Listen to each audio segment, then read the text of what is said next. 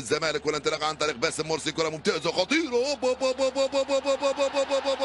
والحارس والدفاع والحكم قال ضربه جزاء. يا سلام، ضربة جزاء صفرها حكم المباراة وبطاقة صفراء لمحمد عقيد، وتعقدت أمور الوداد. كانت تمريرتك رائعة يا باسم يا مرسي، كم كانت تمريرتك رائعة يا باسم يا مرسي في اتجاه الاحتياطي. هنا مصطفى فتحي الذي توغل،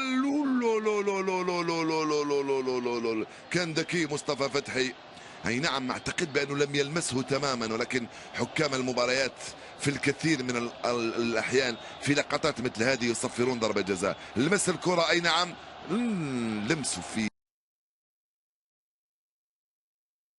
بيده في رجله الاخيرة، لمسه. طبعا يبقى تقدير حكم المباراة هو السيد. احنا بعد 4 اعادات لم نتأكد.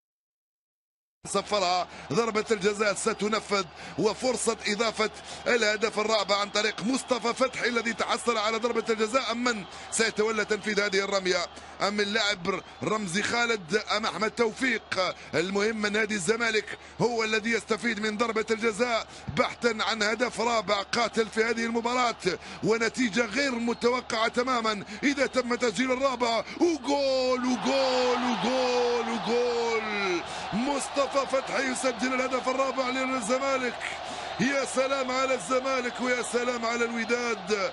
4-0، نتيجة عريضة وثقيلة وطويلة.